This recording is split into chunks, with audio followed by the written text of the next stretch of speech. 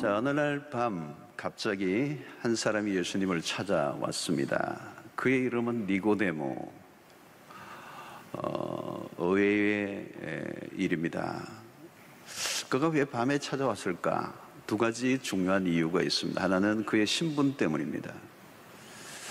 그가 가진 신분으로 인해서 예수님을 찾았다, 만났다, 이 말은 굉장히 큰 타픽이 될 수 있고 결코 그 본인에게는 마이너스가 되는 사건임에도 불구하고 이제 밤중에, 낮에 대놓고는 만날 수 없고 밤에 비밀리에 찾아온 것 같습니다. 두 번째, 그가 이 밤에 찾아온 이유는 그럼에도 불구하고 또 신분이 노출되었을 때 자신에게 불이익이 찾아올 수도 있음에도 불구하고 그 영혼의 목마름이 너무 깊었기 때문에 밤이라도 찾아올 수밖에 없었습니다.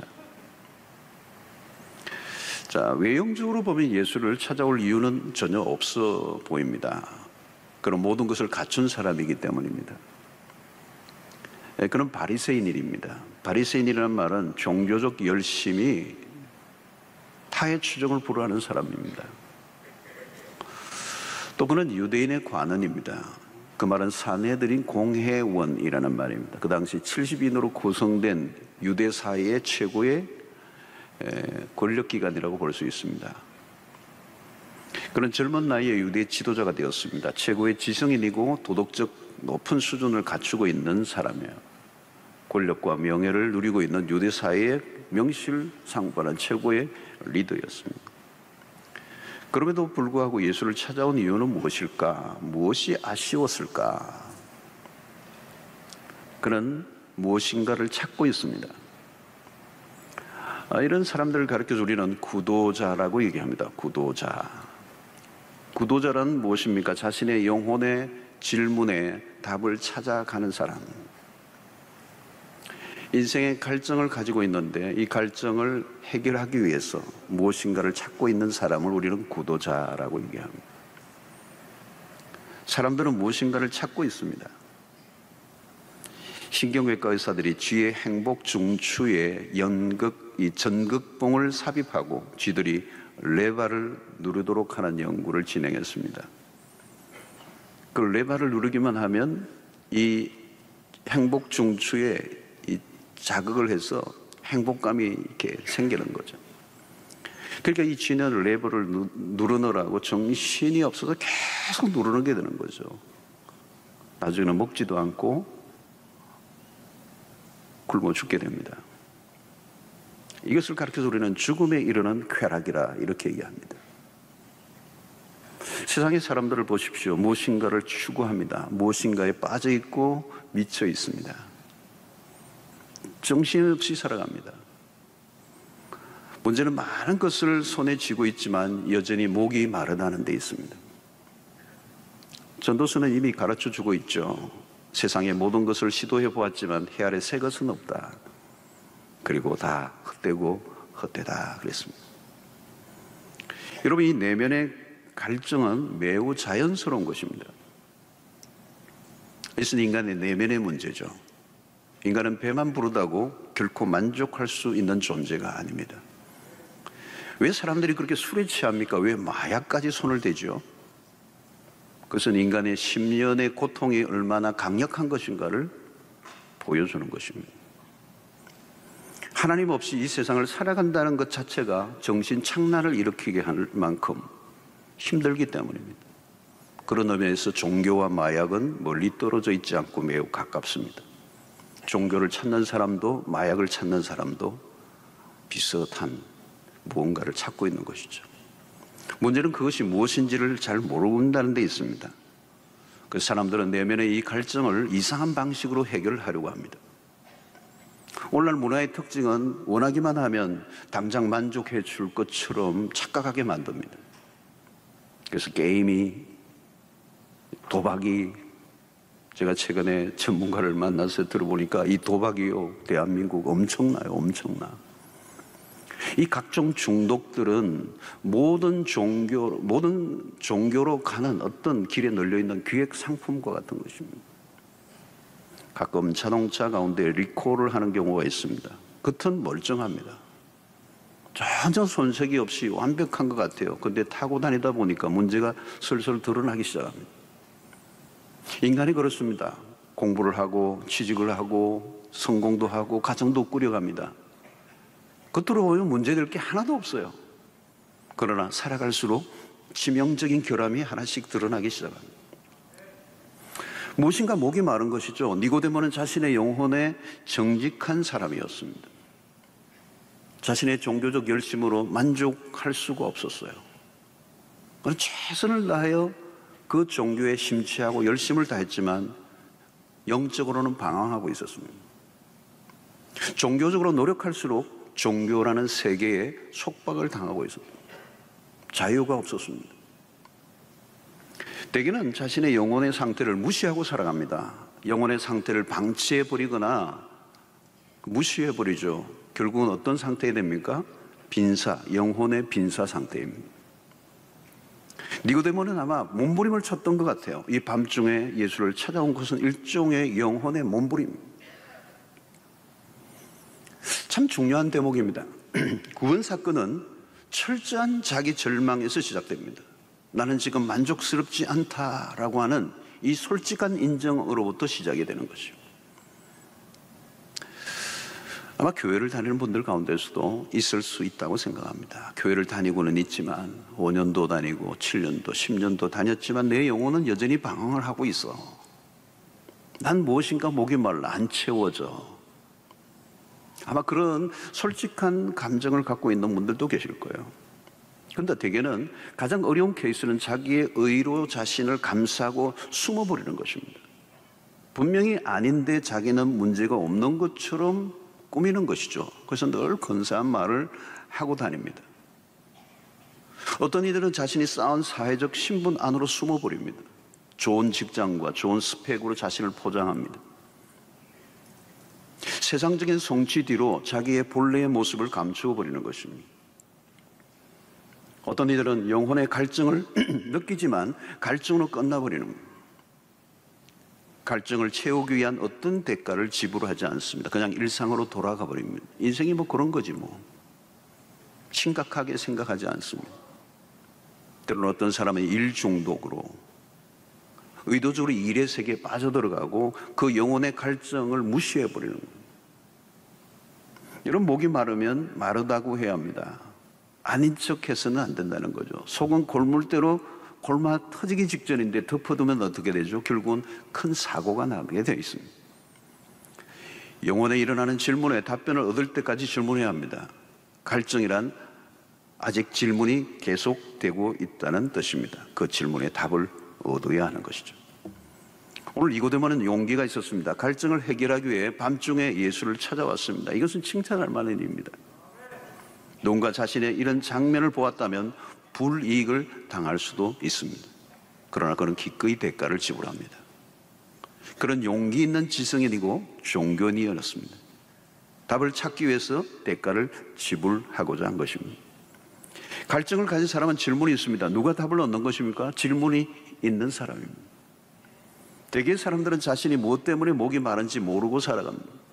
그냥 목이 마르면 코카콜라를 마시듯이 적당히 해결하고 지나갑니다. 진리를 이야기하면서도 성경을 한 번도 읽어보지 않습니다. 몸이 아플 때마다 병원을 들락거리지만 정작 자신의 영혼을 위해서는 무관심한 것입니다.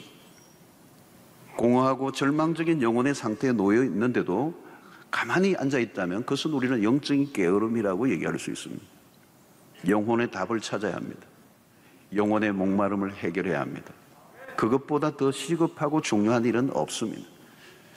영혼의 갈망이 없는 사람은 없습니다. 무당들도 여러분 그 굿거리를 하지만 푸닥거리를 하고 있지만 그 영혼 안에는 뭔가를 찾고 있는 거예요. 불신자들도 영적인 갈망이 있습니다. 무신론자들도 마찬가지. 그들은 하나님을 부정하지만 그 영혼은 무엇인가를 갈망하고 있는 것입니다. 자신의 영혼에 정직해야 합니다. 세상적으로는 아쉬울 것이 전혀 없는데 영적인 몸부림을 치는 사람들이 있습니다. 하나님은 그런 자들을 찾고 계시는 것이죠. 여러분들은 처음 교회를 찾아온 이유가 무엇입니까? 왜 내가 교회를 다니게 되었습니까? 하나님을 찾은 이유가 무엇입니까? 진지하게 질문을 해 보아야 합니다. 자, 이제 예수님과 니고데모와의 대화가 시작이 됩니다. 니고데모가 먼저 예수님에게 입을 열었죠. 2절에 보니까 그가 밤에 예수께 와서 이르되 라삐여, 우리가 당신을 하나님께로부터 오신 선생인 줄 아나이다. 하나님이 함께 하시지 아니하시면 당신이 행하시는 이 표적을 아무도 할 수 없음이니이다. 그러나 예수님의 표적을 보고 뭔가를 아주 큰 충격과 도전을 받았던 것 같아요. 그러나 주님은 이 니고데모의 말에 이어서 그의 말에 반응한 게 아니라 전혀 다른 말씀을 하십니다. 3절입니다. 예수께서 대답하여 이르시되 진실로 진실로 내게 이르노니 사람이 거듭나지 아니하면 하나님의 나라를 볼 수 없느니라. 예수님은 단도직입적으로 거듭나야 한다 이렇게 말씀하셨어요. 이런 거듭남이라는 주제를 언급하시는데 니고데모는 엉뚱한 답을 해요. 4절에 니고데모가 이르되 사람이 늙으면 어떻게 날 수 있사옵나이까? 두 번째 모태에 들어갔다가 날 수 있습니까? 어머니 뱃속에 다시 들어가야 됩니까? 문자적으로 이해했죠. 다시 태어난다는 이 말을 문자적으로 다시 영적인 눈이 아직 열려 있지 않기 때문에 주님의 말씀을 전혀 이해 못하고 있습니다. 예수님이 다시 얘기하십니다. 5절에 예수께서 대답하시되 진실로 진실로 내게 이르노니 사람이 물과 성령으로 나지 아니하면 하나님의 나라에 들어갈 수 없느니라. 니고데모가 무슨 얘기인지 지금 예수님이 하시는 말씀이 전혀 와닿지 않는 거예요. 주님이 6절에 이렇게 얘기하십니다. 육으로 난 것은 육이요 영으로 난 것은 영이니. 영과 육의 세계가 얼마나 다른가를 얘기하십니다. 육으로는 영을 낳을 수 없다 이 얘기를 하신 겁니다. 주님의 말씀은 명확합니다. 육은 육이고 영은 영이다. 영과 육은 코드가 전혀 다른 것입니다. 비슷한 길이 아니에요. 어디선가 만나게 되는 길이 아니라 차원이 다른 거죠. 삶의 방향과 목표가 달라요.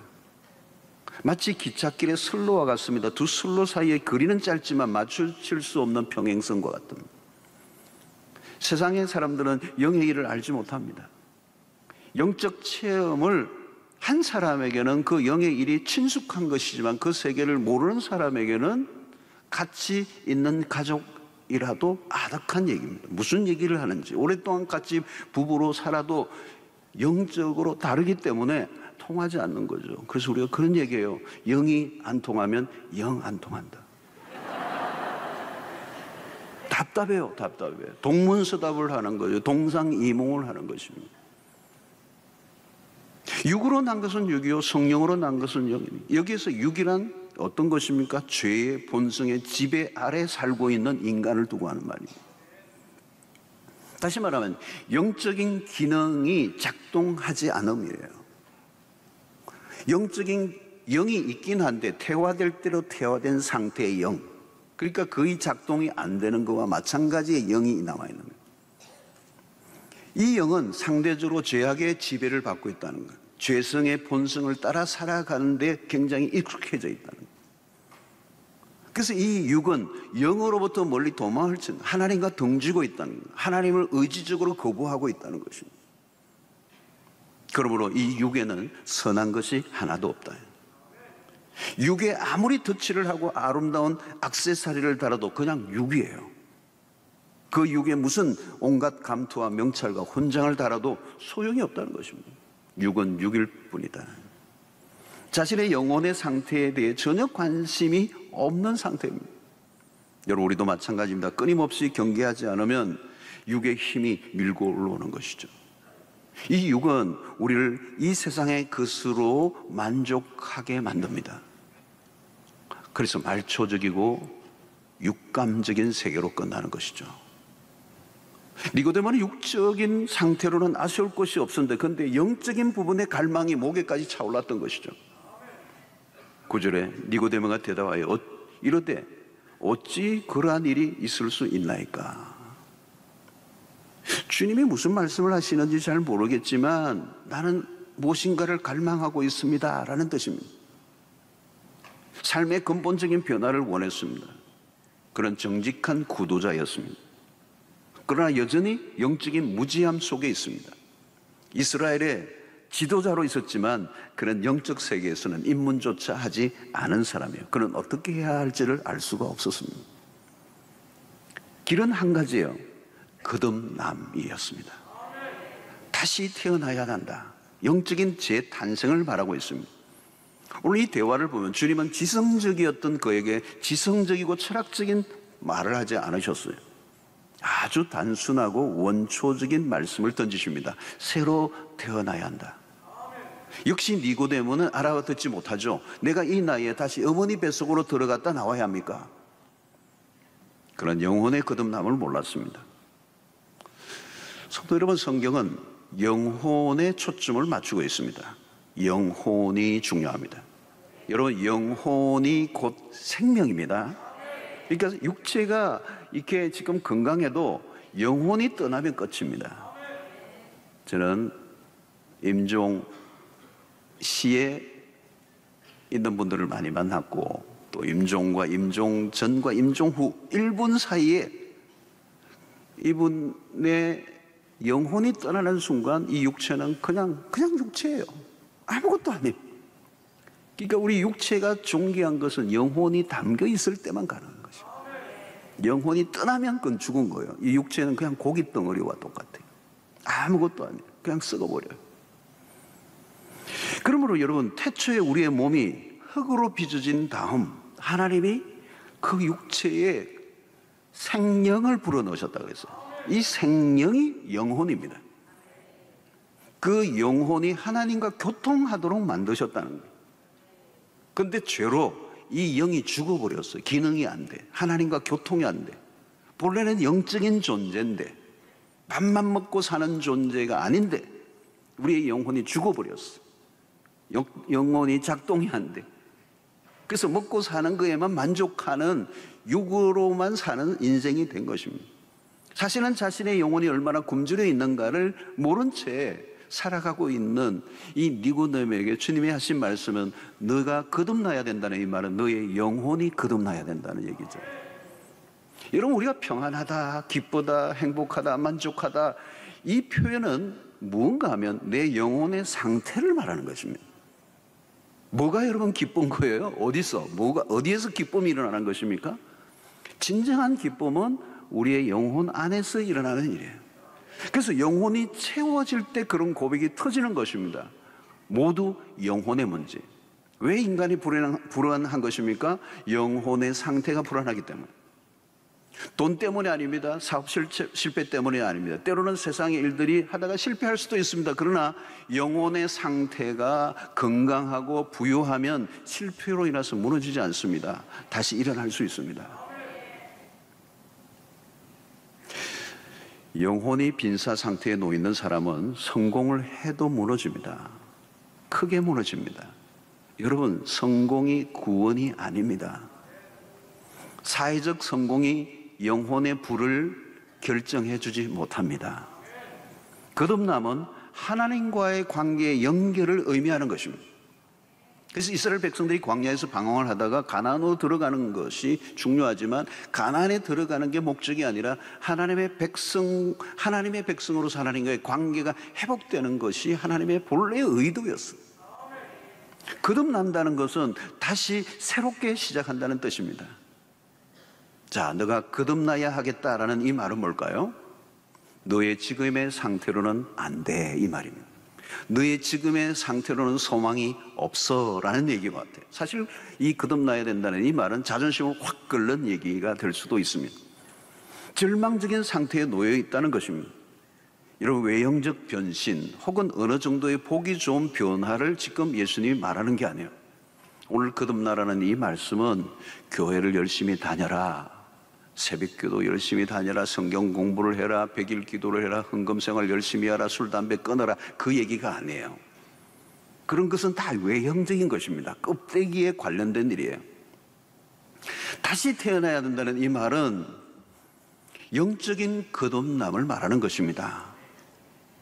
여러분, 거듭나야 새로운 시작을 할 수 있습니다. 새로운 시작이 있는가 없는가는 매우 중요한 질문입니다. 새롭게 태어나지 않으면 기대할 것이 없습니다. 새롭게 태어나지 않으면 변화가 일어나지 않습니다. 새롭게 태어나지 않았다면 신앙생활 자체가 불가능합니다.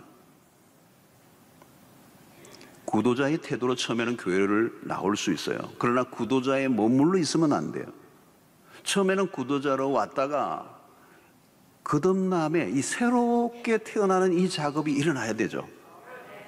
그런데 대부분의 많은 경우에는 이 새롭게 태어나는 과정 없이 교회 문화를 먼저 익혀버려요. 봉사도 하고 교회 프로그램, 양육 프로그램 다 참여는 했는데 중요한 것은 거듭남의 경험이 없이 교회에 익숙해지고 활동을 하고 직분을 받게 되면 어떻게 되죠? 종교인으로 전락하게 되는 것입니다. 거기는 생명이 없어요. 왜? 새로 태어남의 경험이 없었기 때문에 변화가 일어나지 않습니다. 익숙해지는 겁니다. 교회 문화에 익숙해지는 것과 새롭게 태어나는 것은 다른 것입니다. 외적인 활동이나 결과 이전에 내가 거듭났는가가 가장 중요한 것이라는 것. 이것은 근본적인 변화를 말하는 것입니다. 고린도서 5장 17절의 말씀이죠. 그런즉 누구든지 그리스도 안에 있으면 새로운 피조물이라. 여기 새로운 피조물이라. New creation이라는 말이 중요합니다. 새로운 피조물이라는 거예요. 이전 것은 지나갔으니 보라 새 것이 되었도다. 새 것이 되었도다. 이것은 재창조입니다. Recreation입니다. 보수, 개조, 재조립, 수정 보완이 아닙니다. 우리는 본질상 진노의 자녀요, 전적으로 부패한 존재들입니다. 적당히 뜯어 고치는 수준으로 안 된다는 거예요. Newborn이에요. New being이에요. 존재론적인 변화예요. 그래서 영어로 하면 change가 아니라 transformation이라고 합니다. 가짜 변화가 많은 거죠. 근본적인 변화가 일어나지 않으면 다 가짜 변화예요.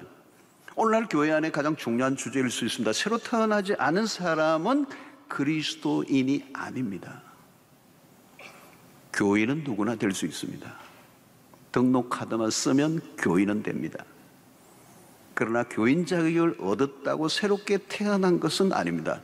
다시 태어나야 그리스도인이 되는 겁니다. 거듭남이 없으면 출발이 안 된 것입니다. 오늘날 교회는 중생 혹은 거듭남에 대해서 별 언급을 많이 하지 않았어요. 그래서 교회 안에 난 크리스찬이 생각보다 많습니다. 교회를 오래 다니면 직분 받을 수 있습니다. 그러나 그리스도인이 아닐 수 있습니다. 가룟유다는 예수님의 제자였습니다. 그는 거듭남의 경험이 없어요. 회심이 없었습니다. 탕자가 아버지 집으로 돌아가는 것만으로 회심이라고 볼 수 없어요. 아버지와의 관계의 회복이 회심의 본질입니다. 오늘날 교회의 위기를 세속화라고 합니다. 무엇이 세속화입니까? 거듭남의 경험이 없는 사람들이 교회 안에 많아질 때 교회는 자동적으로 세속화돼요. 세속화가 아니라 세상이 되는 것입니다. 거듭나지 않은 사람들이 예배당에 아무리 모여도 전혀 하나님에게는 의미가 없는 일입니다. 아무리 인간적으로 노력을 해도 온전한 교회를 이룰 수가 없는 것입니다. 하나님과 전혀 상관없는 곳이 될 뿐이라는 것입니다. 여러분 가운데 거듭남의 경험이 있는가 없는가를 확인하시고, 만약에 내가 이 거듭남, 다시 태어남, 영적으로 중생의 경험이 없었다고 생각이 되는 분들은 사랑방 목자님들이나 또 교회 신앙생활을 제대로 하고 있는 분이나 아니면 교육자들을 만나셔서 진지하게 구원의 문제에 대해서 신앙 상담을 받으셔야 돼요. 그래서 그 문제를 해결해야 됩니다. 거듭나지 아니하면 하나님의 나라를 볼 수 없느니라. 스타트 포인트입니다. 신앙의 출발, 거듭나야 한다는 거죠. 새로운 생명이 내 안에 들어와야 된다는 거예요. 죽은 영이 아니라 예수의 영이 우리 안에 들어와야 한다. 그저 이전의 상태에서 약간 변화된 상태를 말하고 있지 않다는 거예요. 이건 너무도 중요한 것입니다. 오늘날 이 부분에서 문제가 많습니다. 신앙생활을 하긴 하는데 무엇인가 석연치 않은 출발이 많아요. 어떻게 신앙생활을 가지게 됐는지, 신앙을 가지게 됐는지, 어떻게 예수를 믿게 됐는지, 여기에 분명히 답을 해야 합니다. 거듭나는 것은 영적 세계의 눈뜸을 의미합니다. 내가 얼마나 봉사를 많이 했는가, 무엇을 할 것인가, 내가 어떻게 능력 있는 삶을 살 것인가를 묻고 있는 것이 아닙니다. 출발 지점을 잘 짚고 넘어가지 않으면 넥스트로 넘어갈 수가 없어요. 거듭나기 전까지는 영적 세계에 관한 어둠에 빠져 있는 것입니다.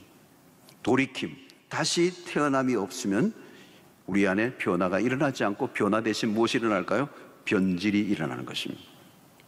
회심이 없는 사람은 예배도 불가능합니다. 하나님에게로 돌아가지 않은 사람이 하나님께 예배를 드릴 수는 없습니다. 가장 중요한 주제죠. 영적 세계에 대해서 우리는 이론적으로는 얘기할 수 있습니다. 교회를 어느 정도 다니다 보면 많은 얘기들을 할 수 있지만 영적인 지식과 영적인 깨달음은 다른 것입니다. 성경에 대한 얘기를 하지만 그 성경을 영적으로 깨달았는가? 귀로 주워 들은 이야기를 조합하면 리메이크는 할 수 있지만 리보는 아닌 것입니다. 영적인 거듭남은 다른 것입니다. 이것은 성령의 역사로만 가능한 것입니다. 인간의 노력으로는 안 돼요. 여러분, 성령이 역사할 때, 우리 안에 거듭남의 역사가 일어날 때 어떤 증상이 일어나는가? 보는 눈이 달라지는 것입니다. 신기한 현상이 일어납니다. 어제 보던 것이 오늘 다르게 보이는 것입니다. 모든 것이 새롭게 보이기 시작합니다. 내적인 변화가 일어납니다. 그리고 관심의 변화가 일어나는데요, 전에 좋아하던 것들이 싫어지고 싫어하던 것들이 좋아지는 이상한 변화가 일어납니다. 특별히 죄에 대한 태도가 현격하게 달라지게 됩니다. 죄에 대한 인식, 죄를 죄로 인식하게 되는 것입니다. 이것은 놀라운 것입니다. 이제는 그렇지 않습니다. 죄에 대한 기준 자체가 없었고 죄의 의식 자체가 매우 낮았습니다. 죄에 찌들려 살아가고 있으면서도 불구하고 죄를 부정합니다. 우리는 이전에 죄를 끊임없이 짓고 있으면서도 그 죄를 합리화하고 정당화하고 포장하고 미화하며 살았습니다. 지금 막 거짓말을 계속하면서 나는 거짓말 한 적 없다고 그러고요, 나같이 착한 사람이 없다고 얘기합니다. 죄에 그냥 푹 빠져 살면서도. 여러분, 거듭난 신자는 다릅니다. 그에 대한 변화가 일어나요. 죄에 대한 분별력이 생깁니다. 죄에 대해서 민감해집니다. 무덤덤하게 죄를 지을 수가 없습니다. 이전에는 죄를 누가 지적하면 열이 막 올랐는데 죄인이라는 소리가 듣기가 싫었어요. 막 교회 나오면 계속 죄인. 나는 죄인입니다. 그러니까 어떤 분은 영어로 저 사람 이름이 제인인가? 제인. 이제는 죄인이라는 말을 들으면 아멘이 나오는 거예요. 아멘. 나에게는 선한 것이 없다라고 하는 이 새로운 자기 인식이 일어나는 거예요. 나는 어느 정도 죄인입니다. 아니요, 완전한 구제불능의 죄인입니다. 이런 고백이 나오는 것입니다. 여러분, 거듭남이란 바로 무엇인지를, 이런 터닝 지점이 무엇인지를 알게 되는 것이죠. 내가 어디로부터 돌이켰는가를 분명히 아는 것이 은혜입니다. 심각한 죄인임을 깨닫고 십자가를 붙들게 되는 것이죠. 그래서 주님은 이런 분명한 경험이 우리에게 있는가를 이 아침에 물으십니다. 5절에 다시 한번 보면 예수께서 대답하실 때 진실로 내게 이르는 사람이 물과 성령으로 나지 않으면 하나님의 나라에 들어갈 수 없느니라. 성령의 역사가 필요하다고 말씀하는 것입니다. 여러분, 성령의 역사는 눈에 보이지 않습니다.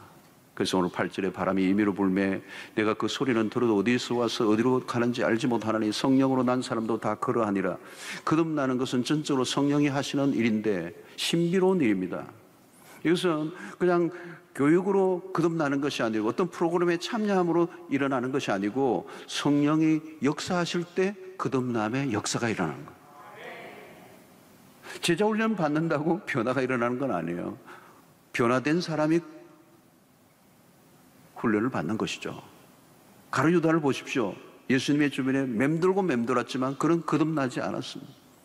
교회당 건물과 담장 하나 사이로 셀 수 없이 오고 가도 그것으로 사람이 달라지지 않아요. 교회 출석이나 봉사 자체가 거듭남을 개런티하지 않습니다. 교회를 몇 년 다니는가도 중요하지 않습니다. 성령의 체험이 있어야 하는 것입니다. 성령으로 거듭나는 역사를 경험해야 되는 것입니다. 그렇지 않으면 생명 없는 종교인으로 세월만 보내다가 끝이 나는 것입니다. 성령의 사역은 바로 하나님의 편에서 이루시는 일입니다. 요한복음 1장 12절로 13절에 보니까 영접하는 자 곧 그 이름을 믿는 자들은 하나님의 자녀가 되는 권세를 주셨으니 이는 혈통으로나 육정으로나 사람의 뜻으로 나지 아니하고 오직 하나님께로부터 난 자들이니라 그랬습니다. 성령은 영이시기 때문에 육안으로는 볼 수가 없어요.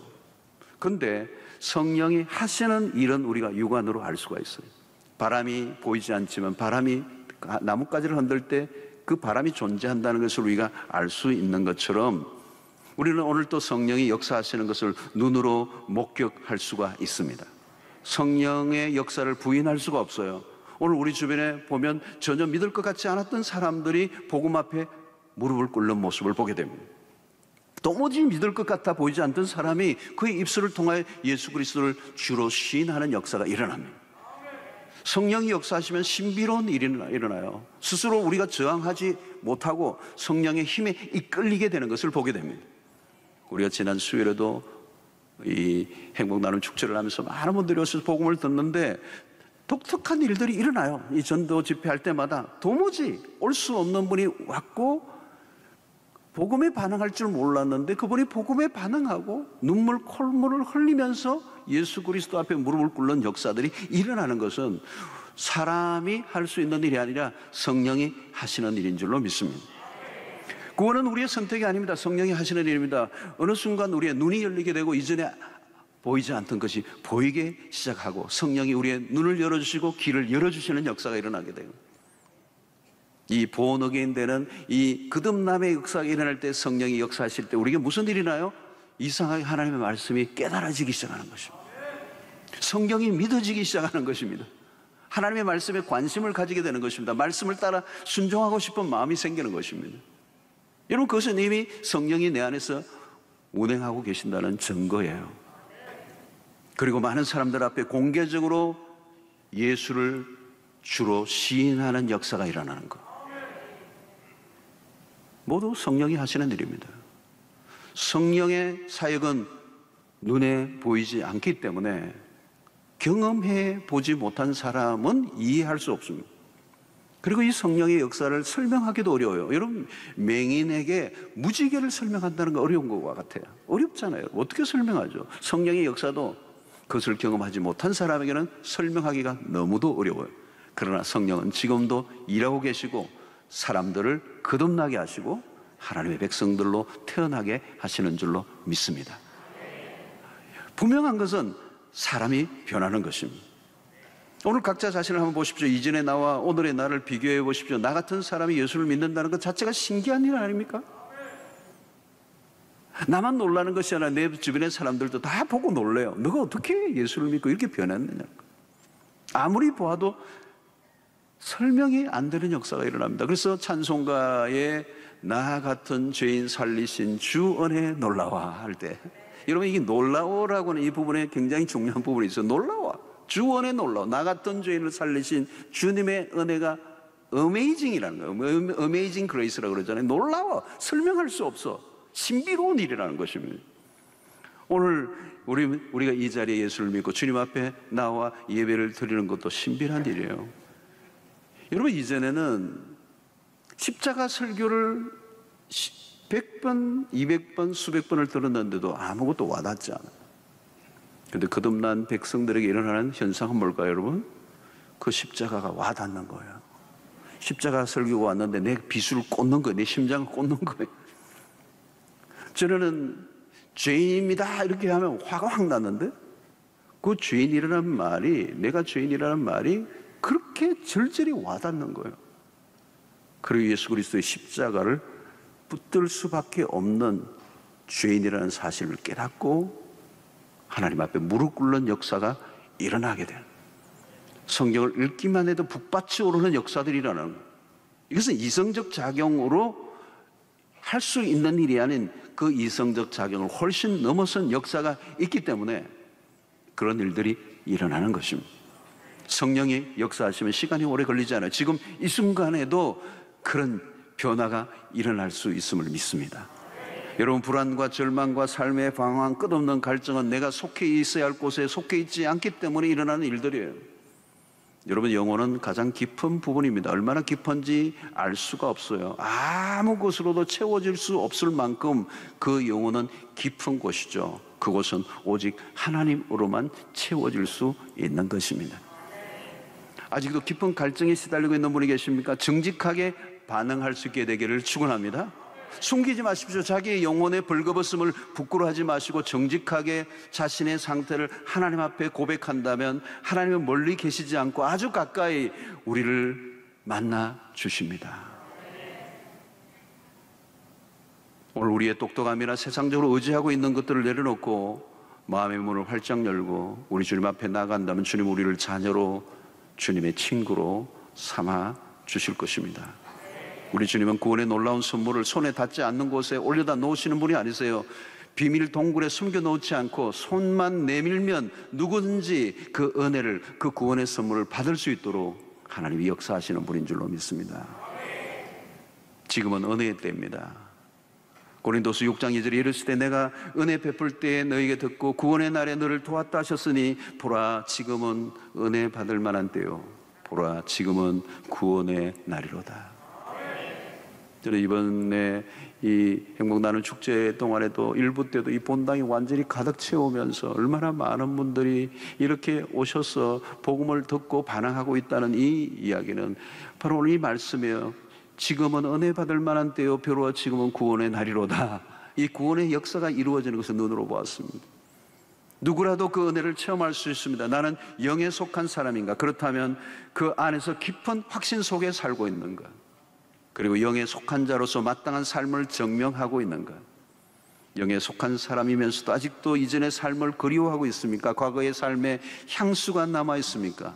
나는 더 이상 그리스도 외에는 다른 것이 필요하지 않다고 소리를 칠 수 있는가 하는 것입니다. 우리는 분명히 돌아선 자답게 살아가야 합니다. 예수를 믿는 순간 이미 우리는 새로운 피조물이 되었습니다. 옛 삶으로 돌아갈 수가 없습니다. 그를 깨친 사람이 그를 모른다고 얘기할 수가 없는 것처럼 이미 예수의 영이 우리 안에 들어오셔서 우리는 거듭났고 우리는 새로운 출발을 했습니다. 물론 구원은, 이 거듭남은 구원의 첫 단계입니다. 아직 어린 아이의 단계죠. 여전히 이전의 삶의 방식과 죄에 길들여져 있는 성향이 남아있긴 합니다. 그렇기 때문에 거듭난 그리스도인은 이제 그리스도 안에서 계속 자라가야 합니다. 거듭남은 출발입니다. 거듭남의 사건은 반드시 있어야 합니다. 교회를 몇 년 다녔는가가 아니라 다시 태어났는가를 물어야 합니다. 성령으로 인하여 내가 다시 태어났는가, 거듭났는가, 본 어게인 되었는가를 확인해야 합니다. 본 어게인 됐다면 그리스도의 생명이 우리 안에 이미 들어오셨고 그 생명이 우리를 영적으로 자라가게 하실 줄로 믿습니다. 빌립보서 1장 6절에 보니까 너희 안에서 착한 일을 시작하신 이가 그리스도 예수의 날까지 이루실 줄을 우리는 확신하노라. 우리 안에서 시작하신 분이 그리스도이시기 때문에 예수의 날까지 반드시 우리 안에 계신 주님께서 우리의 모든 속사람을 변화시키시고 영화로운 단계로 이르게 하실 줄로 믿습니다. 나는 거듭난 신자인가?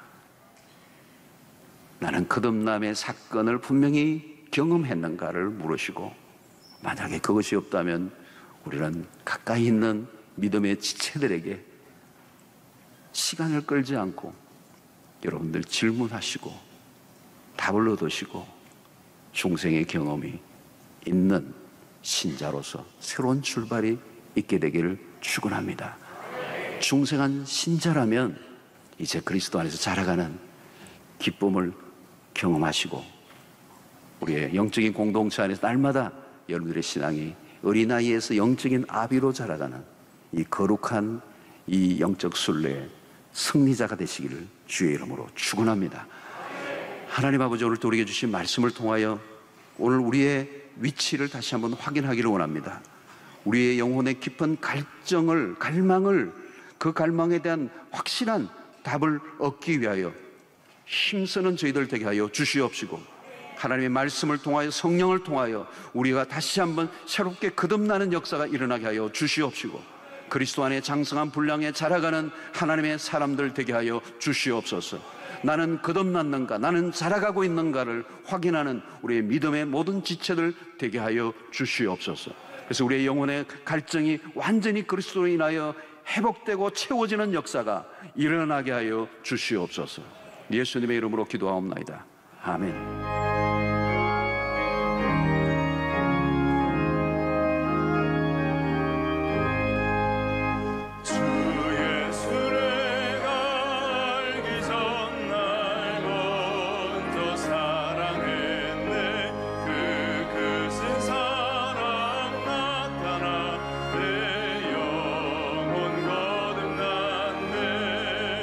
주내 맘에 늘 계시고